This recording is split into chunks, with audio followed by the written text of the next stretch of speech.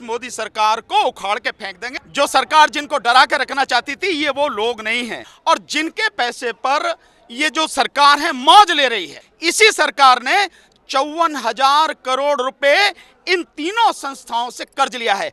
इनका बहिष्कार हो जाएगा, इनकी दुकानों पर ताले लग जाएंगे, सरकार अपने आप ठिकाने आ जाएगी।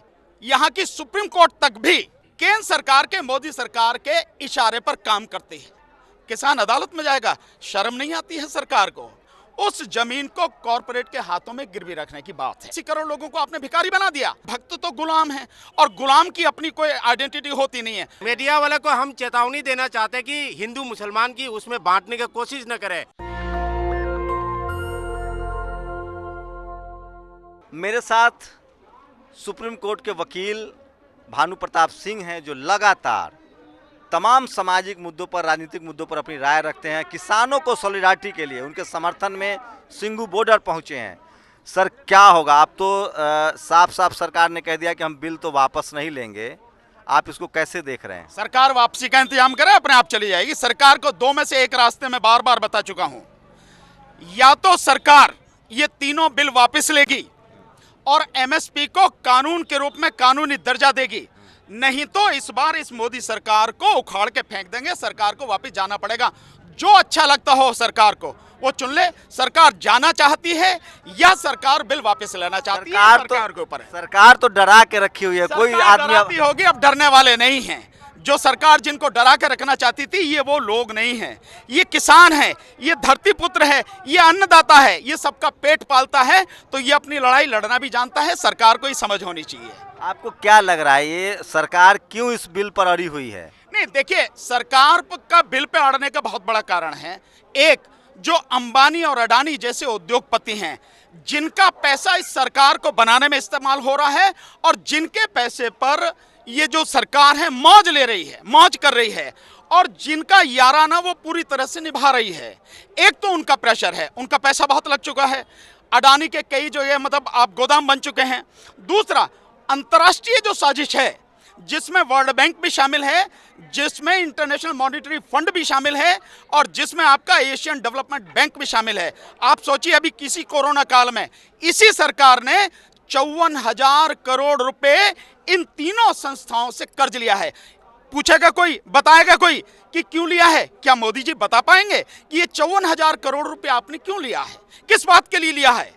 किस प्रेशर में आके लिया है? तो जो अंतर्राष्ट्रीय संस्थाएं आपको कर्ज देंगी वो अपनी शर्तें भी साथ में रखेंगी। इन्हीं शर्तों की वजह से 1991 में खुली व्यवस्था की बात की गई थी, खुली अर्थव्यवस्था होगी, और वो खुली हुई अर्थव्यवस्था होते होते आज ये है स्थिति कि एक जगह बची थी वो किसान की खेती, आज उसको भी पूरी तरह से अपनी ग्रिप में लेना चाहते हैं। तो ये एक बड़ी जबरदस्त साजिश है। इस बिल में है कि किसान कोर्ट नहीं जा सकता है, और एक और सवाल है सर कि इसेंशियल जो कमोडिटी एक्ट था कि जरूरत से ज्यादा चीजें आप नहीं खरीद सकते, दोनों खत्म कर दिया गया है, तो इससे क्या असर होगा? शंभू जी, आप देखिए, चलिए मैं मान लेता हूं, और अब ये सरकार कह भी रही है, जो प्रस्ताव आया है उसमें कह रही है कि एसडीएम को छोड़ के आप कोर्ट में भी जा सकते हैं।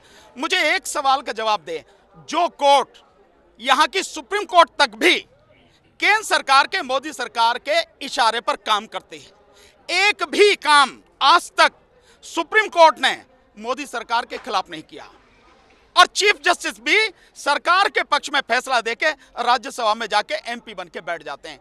आप उस कोर्ट से किस बात की उम्मीद करोगे? दूसरी बात, इन्हीं कोर्टों में 3 करोड़ से ज्यादा मुकदमे पेंडिंग हैं। 3 करोड़ से ज्यादा मुकदमे। और इसके अलावा, और आपको बता देता हूं, उसके अलावा समझो कि सुप्रीम कोर्ट और देश की जो 24 हाई कोर्ट है, उनमें 1 लाख से ज्यादा मुकदमे वो हैं जो कंटेम्प्ट ऑफ कोर्ट के हैं। और कंटेम्प्ट ऑफ कोर्ट भी कौन सी? क्रिमिनल वाली नहीं, वो कंटेम्प्ट ऑफ कोर्ट जिसमें सुप्रीम कोर्ट ने आदेश किया, हाई कोर्ट ने आदेश किया, लेकिन अपने आदेशों का पालन नहीं करवा पाए। तो जो अदालतें अपने आदेशों का पालन नहीं करवा पा रही, जिनमें 3 करोड़ से ज्यादा मुकदमे पेंडिंग हैं, वो अदालतें हमें न्याय देंगी, किसान को? और किसान अपनी पैदावार के लिए, अपने पैसे के लिए किसान अदालत में जाएगा। शर्म नहीं आती है सरकार को? ये आपने बिल हम अपने उसके लिए जो अदालत में जाएंगे, क्यों जाएंगे भाई? आपने बिल पढ़ा होगा, ये कैसे नुकसानदायक है, सो बताइए। देखिए, बहुत सीधा सीधा है, ये एक बड़ा भयानक षड्यंत्र है, और षड्यंत्र साफ है। हर किसान इस बात को अब समझ रहा है कि जो किसान की जमीन है, उस जमीन को कॉर्पोरेट के हाथों में गिरवी रखने की बात है। एक बात, दूसरी बात, अभी आपने इसेंशियल कमोडिटीज एक्ट के विषय में पूछा। पहले जो सीमा लगाई गई थी कि भाई एक सीमा है, आप उससे ज्यादा स्टोरेज नहीं कर सकते, उससे ज्यादा आप जो गल्ला है, जो धान है या गेहूं है या कोई भी फसल है, उसको आप स्टॉक करके नहीं रख सकते। उसका कारण था, अगर पैसे वाले लोग सारा गल्ला खरीद लेंगे तो जो पीडीएस सिस्टम है, जो गरीबों को इस देश में आज की तारीख में तो सरकार ही कह रही है कि 80 करोड़ से ज्यादा लोग गरीब हैं, और पहले भी इस कांग्रेस के जमाने में जो फूड सेफ्टी बिल जो बना था, वो जो उसके बाद में इस सरकार ने भी उसको माना, उसी के हिसाब से 82 करोड़ लोगों को जो 3 रुपए किलो, 2 रुपए किलो, 1 रुपए किलो चावल, मोटा अनाज देने की बात थी। इसका मतलब सरकार मानती है, और इस सरकार ने जो कहा है कि 80 करोड़ लोगों को 5 किलो अनाज, 1 किलो चना देंगे ताकि वो लोग जिंदा रह सके। यानी 80 करोड़ लोगों को आपने भिखारी बना दिया। इतनी बड़ी संख्या में जिन लोगों को अनाज देना है, तो आपने जब सारा सब कुछ कह दिया कि व्यापारी अपने आप खरीद लेगा, स्टॉक करके रख लेगा, फिर आप पीडीएस में कहां से दोगे आप लाके? जो गरीबों को देने की वाली बात है, गरीबों को मार, किसानों से ज्यादा गरीबों को मार पड़ेगी। निश्चित रूप से किसानों से कहीं ज्यादा गरीबों पे मार पड़ेगी। किसान तो कम से कम अपनी साल भर के लिए खाने के लिए बचा के रख भी लेगा, गरीब कहां से रखेगा? गरीब को या तो पीडीएस सिस्टम से मिले। भक्तों को तो समझ में नहीं आ रहा नहीं, भक्तों को सब समझ में आ रहा है, लेकिन भक्त तो गुलाम है, और गुलाम की अपनी कोई आइडेंटिटी होती नहीं है। गुलाम तो गुलामी में ही खुश रहता है, तो वो भक्त जो है, किसान तो गरीबों की गुलामी लड़ाई के लड़, तौर पर चल- मान ले किसान गरीबों के साथ साथ गरीबों की लड़ाई भी लड़ रहे हैं। अगर ईमानदारी से अगर देखा जाए तो आज की तारीख में किसान न केवल गरीबों की लड़ रहा है, बल्कि मध्यम वर्ग की लड़ रहा है, इस देश के जवानों की लड़ाई लड़ रहा है, और ये जो पुलिस वाले खड़े हैं, सीआरपीएफ वाले खड़े हैं, जितने भी लोग हैं, इनकी लड़ाई लड़ रहा है। अगर किसान नहीं लड़ेगा, और किसान किसी हालत में अगर इस बिल को वापस नहीं लिया सरकार ने, तो ये सारे के सारे जितने हैं ना, प्राइवेटाइज हो ये आज जाएगा। निश्चित रूप से जिस गेहूं को आज ये 20 रुपए 25 रुपए किलो खरीद रहे हैं, उसी गेहूं को कल ये 50 रुपए किलो में खरीदेंगे। इनका बाप भी नहीं खरीद सकेगा। ये चीज समझने की है। तो किसान केवल अपनी अंबानी लड़ाई लड़ रहा। अंबानी अडानी गरीबों के लिए खाना दे दे। अंबानी अडानी कभी गरीबों की बात नहीं। आप किस गरीब की बात? देखिए मैं बताता हूं सर, आपको मालूम है 2014 से लेके 2018 के बीच में अंबानी अडानी और जितने उद्योगपति हैं, इन्होंने सरकार को जो पैसा दिया, लगभग 55,000 करोड़ रुपए सरकार को पैसा दिया, 55,000 करोड़, और फायदा कितने का लिया? 6.5 लाख करोड़ का फायदा। मतलब आप रिश्वत दे रहे हैं, और ठीक इसी तरह से हो रहा है। ये जो सारी चीजें हो रही हैं, चंद टुकड़े जो सरकार को देते हैं, ये चंद पैसे उसको देते हैं, और देश की संपत्ति को लूटते हैं। आज प्रशांत भूषण ने लिखा है कि अंबानी अडानी से ही किसानों को डील करनी चाहिए, सरकार तो इसमें बिचौलिया है, मेन खिलाड़ी तो वही है। देखिए बहुत सीधी सी बात है, अंबानी अडानी से डील नहीं करनी, लेकिन मुझे बहुत पहली बार खुशी हो रही है इस बात की, जो बात मैं 1 साल पहले कहता था कि जियो का, रिलायंस का, अंबानी अडानी का बहिष्कार करो। आपको ध्यान है, आप लोगों ने कवर किया जब सीए एनआरसी का आंदोलन चल रहा था, मैंने लगातार कहा था इनका बहिष्कार करो, पूरी तरह से इनका बहिष्कार हो जाएगा, इनकी दुकानों पर ताले लग जाएंगे, सरकार अपने आप ठिकाने आ जाएगी। कल पहली बार किसानों ने जो है रिलायंस का, अंबानी और अडानी का, जियो का बहिष्कार शुरू किया है।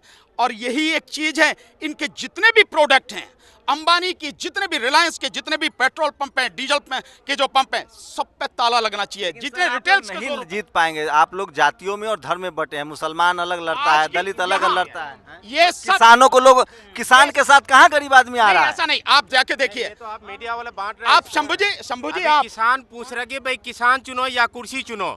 मोदी जी को हम ये कहना चाहते हैं कि किसान की तरफ से किसान चुनो या गरीब कहाँ आ रहा है? लोग आ रहे हैं, हम लोग। शंभू जी मेरी बात छोड़िए, आप शंभू जी आप जाइए, आपका चैनल तो बहुत अच्छी तरह से कवर करता है, आप जाके देखिए, सबसे पूछिए, सबकी जातियां पूछिए, हर जाति का व्यक्ति मिलेगा यहाँ पे, हर धर्म का व्यक्ति मिलेगा आपको यहाँ पर, गरीब मिलेगा यहाँ पे, मजदूर मिलेगा आपको यहाँ पर, अमीर भी किसान मिलेगा और गरीब भी किसान मिलेगा। कितना गरीब मजदूर यहाँ आंदोलन में भाई जो किसान ना हो है कोई? यही खड़े हैं जो इनसे है तो आप लोग तो किसान है ना? हाँ, नहीं तो गरीब मजदूर भी आंदोलन में साथ दे रहा है, आम आदमी साथ दे रहा है आंदोलन। मैं जिला जमुनानगर का वाइस प्रेसिडेंट हूँ, मेरे साथ 20 बिना जमीन वाले किसान आ रहे। हाँ, आ रहे हैं, गरीब लोग आ रहे हैं। शंभू, मैं आसाम से आया हूँ इस किसान आंदोलन को साथ देने के लिए। अब ये ना बोले कि सिर्फ पंजाब का है, ये हरियाणा का है।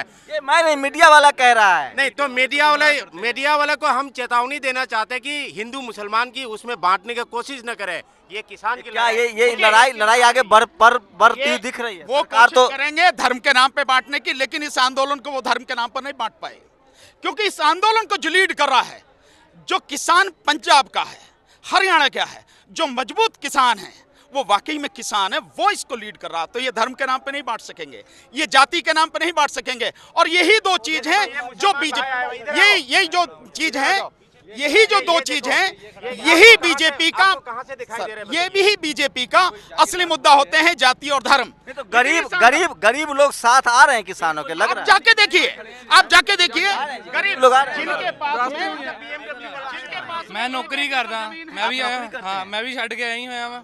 तो ऐसे देखिए, आंदोलन तभी सफल होगा जब, मैं एक बात समझ लीजिए आप लोग, कि अगर ये बिल पास हो जाता है या बिल वापस नहीं होता है तो सबसे ज़्यादा मुश्किलें गरीब लोगों को आने वाली है, क्योंकि उनके थाली से खाना दूर हो जाएगा। किसान तो उपज करके बेच भी लेगा और अपने लिए बचा भी लेगा, लेकिन हमारे आपके जैसे लोग जो 80 से 85 करोड़ इस देश में हैं, जिनकी हैसियत नहीं होगी अडानी अंबानी के मॉल के सामने जाके चावल गेहूँ खरीदने की, अगर इस आंदोलन में गरीब, आम आदमी, नौकरी पेशा आदमी, जो मंत्री नहीं है, अगर वो शामिल नहीं होता है तो यकीन मानिए ये सरकार सब कुछ आपको बेचने जा रही। क्या कुछ कहना चाहते? मध्यम वर्ग के जो लोग हैं, हाँ। क्या वो इससे प्रभावित नहीं है? जो फसल आज वो खरीद रहे हैं, जैसे मैंने आपको बताया अभी कि जो अनाज वो खरीद रहे हैं 25 रुपए, 20 रुपए, क्या वो कल 55 रुपए, 60 रुपए खरीद सकेंगे? आप जरा इसको ऐसे भी सोचिए, जो आंकड़े हैं वो आंकड़े बताते हैं कि आज किसान की खेत से फसल लेके जैसे ही व्यापारी अपने गोदाम में रख लेता है, तुरंत उस फसल की कीमत 110% बढ़ जाती है। यानी कि जो चीज आप खरीद रहे हैं 100 रुपए में, वो 220 रुपए में जाके वो बेचेगा। आज की तारीख में ये है। दूसरा बस बाइंड अप करता हूँ। यकीन मानिए, अगर मोदी जी की बात मान भी ले कि इस बिल से किसानों को 2 अवसर मिलेंगे, या तो वो MSP पर बेचे या प्राइवेट कंपनियों को बेचे,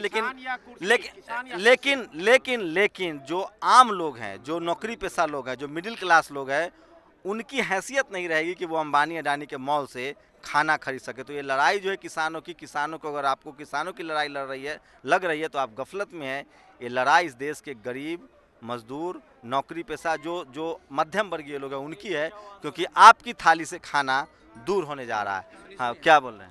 खुले बिखरे हुए आज़ाद गेसू बांध लेते हैं, लुभाने के लिए जोड़े से खुशबू बांध लेते हैं, और तवाइफ की तरह भी ये राजनीति अजब शह है मेरे दोस्तों। ज़रूरतमंद आशिक हो तो घुंघरू बांध लेते हैं, दर बदर भटकते हैं मगर आफियत नहीं मिलती। शायरी। तो फिलहाल सरकार टेस्ट कर रही है कि किसान कितना लंबा संघर्ष कर सकता है, क्योंकि सरकार की साख जो है वो दाव पर लगी है, दोस्ती तो है ही। कैमरामैन तारा दत्त के साथ Shambhu Kumar Singh, national Dastak, Singhu border, Delhi. National Dastak की आपसे गुजारिश है कि अगर इसको बचाना चाहते हैं तो नेशनल दस्तक को सब्सक्राइब करने के लिए रेड कलर के सब्सक्राइब बटन को दबाएं, फिर बेल आइकन की घंटी दबाएं। नेशनल दस्तक को बचाने के लिए बहुत जरूरी है कि हर खबर को शेयर करें, लाइक करें, कमेंट जरूर करें।